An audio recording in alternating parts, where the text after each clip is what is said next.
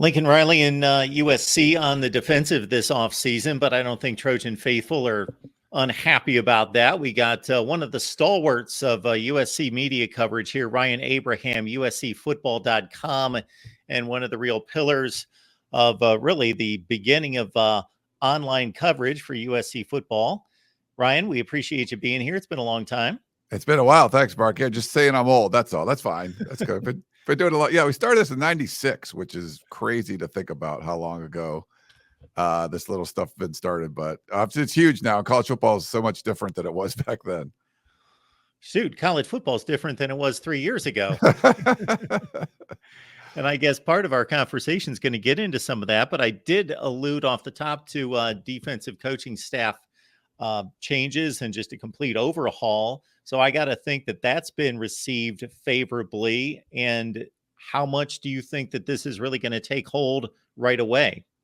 Yeah, I think it has been well received from the USC fan base. Like you said, college football is very different. I think USC was always used to being the team that would bring in the five-star talent, maybe squander a little bit. They would just bring in those guys that everybody wanted. And then when the NIL world, they're not at the top of the food chain with that. They're not where like an Oregon or some of those other programs are as far as spending on players. And so they've been kind of more looking to get the right guys, get the development guys, which is a little bit different role. And when they win the offseason, it's usually because they bring in all these star players and stuff. And this offseason is a little different. It's because they actually brought in competent coaching, which we haven't really seen a lot, I guess, from USC. But get like Danton Lynn over from UCLA. He's only has 1 year at the college level, but just did an extraordinary job turning that defense around with pretty much the same personnel, and it's a long background in the NFL. And then bring in a bunch of assistants that were pretty much, you could say, overqualified for their spots. Either they're a head coach, Matt Entz being a national championship winning head coach to come in and be a position coach, or Belk to come in from a defensive coordinator role to a position coach role, and bringing in Eric Henderson over from the Rams.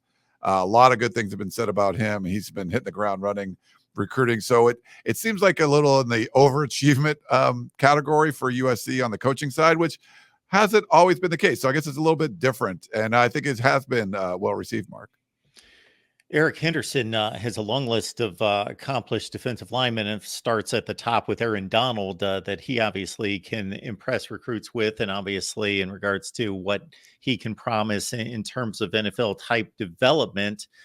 Has there been much spoken by Lynn in regards to how this is going to come together in regards to dramatic scheme changes, or just doing the little things better to make it a better overall unit?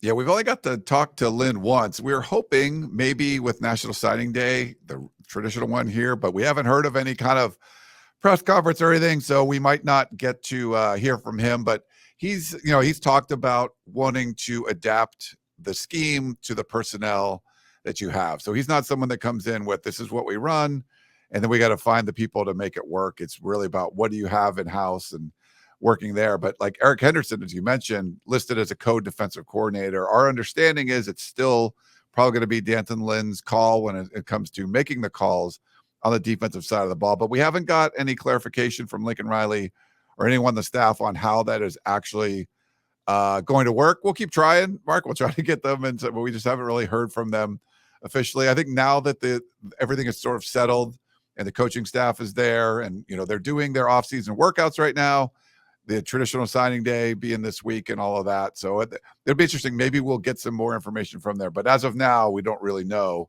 But we're assuming Danton Lynn's going to be kind of calling the show. And Eric Henderson, we've seen him with the Lombardi Trophy in some kind of recruiting meetings and stuff. So that's use whatever you have available, I guess, to kind of lure those recruits in. Yes, these high school recruits like the bling and like the Super Bowl ring on the finger. Nothing wrong with that. Got Ryan Abraham here from USCfootball.com, 247 Sports owner and founder there. Also, I think there's a thought, and of course, as well as anyone, that when USC was USC under Pete Carroll, and I have made this statement a zillion times, there have been more consistent elite programs, i.e. Ohio State, I think, is at the top of that list. But when USC is John McKay, John Robinson, and most recently Pete Carroll, I think that's a whole other standard in regards to just elite play on the field. And so USC can field an elite defense. It's been there, during the decade of the 2000s. But the thought right now across college football, as you well know, Ryan, because of Lincoln Riley's ability on the offensive side of the ball, is just field a competent defense or a good defense. Maybe a top 30 or 40 defense could really propel this program to big things. 100% agree. And you just can't be putrid. Essentially, that's what USC's been the last couple of years. And people are looking at the offense like, oh, the offense took a step back. It's still like a top 5 offense. I mean, you're talking about it's an elite, whatever category you're going to look at, it's up there. It's one of the best in the country still. And the defense was still one of the worst. When you're ranked in the hundreds in a lot of those categories, things are not going very well on that side of the ball. And for USC in 2023, you had a kind of easy part of the schedule to start, and USC went 6-0. Kind of fortunate to beat Arizona during that stretch, where they end up being, the best team they beat all year. And then, 1-5 through the last 6 games of the regular season. That's not going to cut it. And they just weren't able to get stops. They weren't forcing turnovers at the same rate that they did the year before. And that's probably a big reason why they were able to win 11 games. That kind of turnover luck, I guess you could say, was in USC's favor in 2022.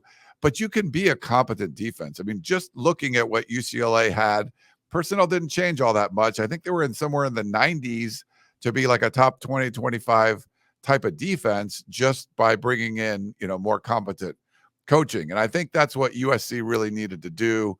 I get it why Lincoln Riley didn't want to make any changes after year one. But seeing what Alex Grinch was able to do, you had to be able to tell it wasn't going to work. And, he was kind of doubling down on it, thinking that they got some better players. The defense would be better. It wasn't. You could argue it was worse with better players out there. So he had to make the change, does it, towards the end of the season. And now they're hoping that having, a really competent coaching staff can lead to a competent defense that will complement, which is most likely going to be one of the top offenses in the country again. Did you see enough out of Miller Moss against Louisville for you to be comfortable him being the starting quarterback? Yeah, he's always been an impressive kid and just sort of, waited, bided his time. And if any, I mean, he might have run whatever Riley's offense was even a little bit better than Caleb Williams, just running in the constructs of the offense. Caleb Williams was just so good. And there was a lot of things that were breaking down with the offensive line not performing well. And so he has to, play Houdini and be the magic man out there. And for whatever reason, you're probably not going to see that from Miller Moss, but just the way the offense was working in that Holiday Bowl just seemed to click and it seemed to work. And everyone kind of did their job. And even though they were undermanned and all that, it worked. And he had, 6 touchdown passes in that game.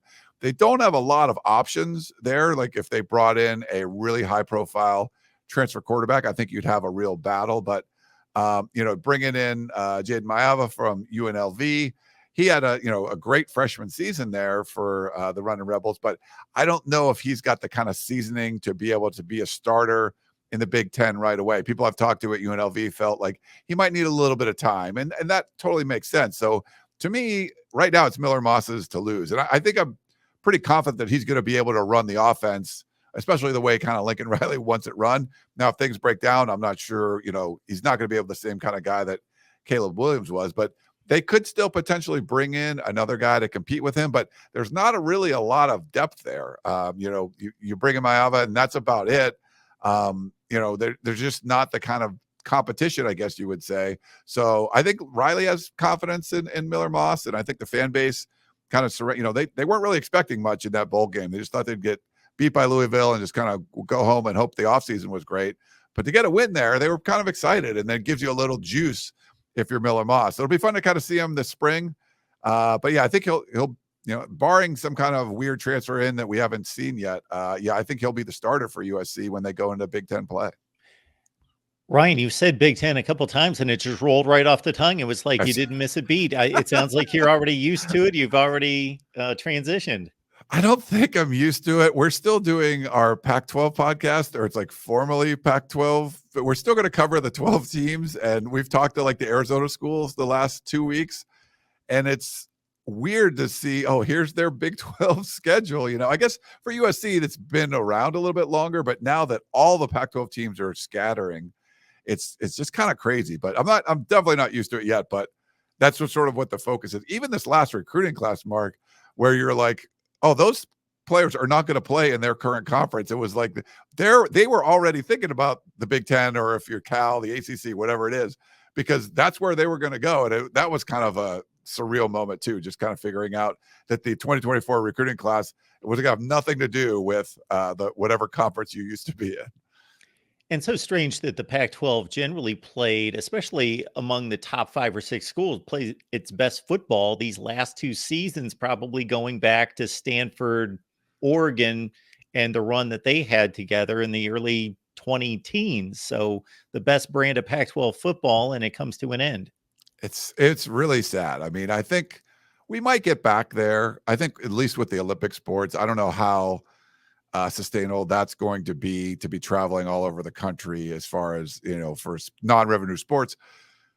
But yeah, it's sad because this was the year that they needed a couple years ago. If you had this year a couple years ago, then you're probably getting a TV deal and the league is probably around. But, poor management from the very top, Larry Scott, and unfortunately George Kliavkoff didn't really help out much there. But really, like the powers, like USC and UCLA, the 2 teams that left, they were pretty terrible for years. And if they're good, then the league is probably going to stick together. So it was kind of a combination of a lot of things, a lot of errors, a lot of bad decisions, and it took a while for for the conference to sort of rebound and be good again. But by the time they did, and they were really good this year, it was just already too late. So, Ryan, I'm going to be personally fascinated when teams like, for as much as I didn't want this to happen, and I'm a traditionalist purist, I would like the conferences because I think it's even more than those schools and those programs being linked together for that long. It's just there are different parts of the country that have different identities, different values, different food, different music, just different everything. And that was the flavor of college football when you brought them together for interconference games and postseason games, that it made it interesting. But that has gone away to a large extent. So I will embrace the positive, and that's matchups like USC and Penn State, USC and Michigan, Oregon and Ohio State, et cetera, et cetera. So that's going to be intriguing. But the Big Ten has been so strong defensively in the last few years. To see an Iowa on the field with USC, and I know it's not going to happen this year, but it's going to be fascinating in regards to who's going to win that just battle of opposite ends of the spectrum. Do you see USC? I not becoming a different program, but possibly a different approach, whether that's strength and conditioning, recruiting, some different nuances because of competition in the Big Ten? Yeah, it's funny. I think so. It's you mentioned like Iowa, USC. It's sort of like it would be like mind blown. Like, oh my God, the worst offense we've ever seen and the worst defense we've ever seen. Like, what's going to happen if they played like the Holiday Bowl or something? That would have been great. But I think with they haven't made a change. Benny Wiley's still going to be the strength and conditioning coach, at least as of now. Nothing's been announced from Lincoln Riley. But what we've heard is that sort of Alex Grinch was the defensive coordinator, more into like the smaller, faster kind of guys. And I think that can change going forward. So I think some of the philosophies changing, maybe because, entering the Big Ten and you want to get, a little more bulky than maybe you were, but also having the fact that you're going to have kind of a different defensive scheme too. But they've talked about it, Mark. They've mentioned recruiting for the Big Ten and preparing for the Big Ten. And I think the Big Ten's going to be, it's going to be different for the Big Ten too, where if you're Iowa, you can really score 10 points a game or whatever they were doing and still win your division because there's just not a lot of juggernauts in that division and do something. And that's all going away now. So I think it's going to change. You had one division that was so bad and it's just, you kind of like, oh, if you just did good enough, you're going to be able to accomplish something. You're not going to accomplish anything now because it's all mixed up and everyone's going to, it's not Michigan, Penn State, Michigan State, Ohio State, all like in the same boat. Now it's spread out a little bit. And you got these West Coast schools too, and Oregon's coming in playing well. USC, we'll see where they do. And Washington, obviously a national championship run. They're going to probably take a step back. And then UCLA is kind of kind of a dumpster fire right now. We'll see what happens there, but I think it's going to change for sort of everybody, not just the West Coast teams going into the Big Ten, because just the format of the Big Ten is changing and all these new teams are there. But I think USC will try to, change things up a little bit, but they'll do what they do. I mean, they're still going to try to score a bunch of points. They just want to be better. When you have bad offenses and they've played, bad offenses were scoring on USC's defense, that means you could go into the Big Ten and those bad offenses would score on you too. So they got to get better, at least stop some of those bad Big Ten offenses from scoring on you. And then, whatever happens with the bigger games, but you can't let teams that aren't really good at doing something be really good at doing it against you. And that's what USC's been like the last couple of years. And Ryan, I know other great quarterbacks are going to come into the conference, but I think it's a little unfortunate that we missed it by 1 year seeing Bo Nix, Michael Penix, Caleb Williams, seeing those guys match up against those Big Ten defenses would have been fascinating. For sure. I mean, that was a great group of quarterbacks and, all transfers coming in. So I feel like you can get back there, and we've seen guys like Michael Penix go from, Indiana and then have like amazing success at a place like Washington. And once you've shown that you can do that, I think you're able to do that again. Now, Jed Fish, he's going to take over that Washington squad. We'll see what he's able to bring in. He's not bringing Noah Fafita from Arizona. We know that, but, bring in some other guys. But it would have been a great class to see against some of those, really good Big Ten defenses. But I think it's going to be kind of sort of new for everybody. It's almost like when Lincoln Riley joined USC, his message was like, hey, this is new for everybody. If you were a player here already, it's whole new staff. Things are new for you. If you came over from Oklahoma with us, it's, we're in a whole new environment. It was kind of new for everyone. And the established of the Big Ten will still be there, but there's still a lot of changes that are going on all at once. So I think there'll be some newness for just about everybody over in that conference. And I'm sure you can imagine, Ryan, our viewers from the West Coast are making all sorts of claims that the Big Ten can't handle our speed and space, and we've got elite athletes, and they're not going to be able to handle it. And then our Big Ten folks, they're not tough enough. They're not going to be able to handle the weather. We're going to crush them. And you know what? The actuality is something in between. We've got really good football players in both conferences, a lot of talent, different styles of play that are taken to way stereotypical extremes. For one thing, it's neither one's to that extreme. And we're going to see evidence of both. We're going to see, I'm almost convinced it's going to be pretty much cut down the middle in regards to seeing evidence of, okay, here's an adjustment for the Pac-12 teams coming in. Oh, here's an adjustment for these Big Ten teams. And we're going to see it based on different types of matchups throughout the year. Yeah, I agree with you 100%. It's going to probably be somewhere in the middle. I mean, Ohio State playing anybody is probably going to be a lot of mismatches, a lot of talent, what's going on there. And then, if you're playing Iowa's defense, almost any offense you're going to have some troubles with. It'll probably be a different style of game. I think there's certain programs that will kind of dictate a certain style and other ones that can kind of adapt to, whatever the style of play is. And, if it's a track meet and Iowa happens to be in that game, they're probably not going to do as well. Ohio State can, and when USC was getting in track meets, that means their defense give a lot of points. It's probably bad there too. So I feel like it's like the matchups are going to be different. And, when Purdue plays Oregon, it might look completely different than when like Washington plays Indiana for some reason. It just, that day it went a certain way. It felt more like a Pac-12 game, and the former Pac-12 team did better. Or if it was feeling more like a Big Ten game, maybe the Big Ten team does better. But I don't think it's some blanket statement like you can't do this, you can't do that. It's going to be a lot. It's going to be some different matchups and some more interesting ones. And I think week to week you're going to probably see different results and different things kind of rising to the top there. Folks, please like the video and subscribe here at the Voice of College Football. And of course, it's Ryan Abraham. Check out the latest there at uscfootball.com. Lastly, Ryan, you mentioned NIL, and it's just such a difficult concept and execution to grasp in the college football landscape. So I think a lot of changes are coming. But in regards to USC's approach to it, you mentioned kind of in a conservative fashion is where they are right now. Do you see that changing? Yeah, I just recently had Jen Cohen, the athletic director, on my show, and talked a lot of the questions we had for her were about NIL. A lot of the fans, Mark, from USC aren't happy. They want to see USC spend money like we're seeing at places like Oregon. And Oregon's got a great organization there. Obviously, Phil Knight and former Nike executives as part of their collective. It's a major organization that they got running up there, and it's working. Obviously, it's working really well. I think for USC, there's sort of these like not very clear rules, I guess, put out by the NCAA, and I think maybe it was Ari Wasserman that described it as like there was like a speed limit, and there's schools like USC that are like, well, here's the speed limit suggestion. We're going to follow it just in case we get pulled over. And there's other schools that are like, we can speed a little bit. No one's going to pull 10 miles and over. It's not going to be bad. And there's other schools that are just blowing through. It doesn't matter. And so you're just kind of looking at these rules a different way. Now, we've seen the cops kind of pull over some programs like Tennessee recently.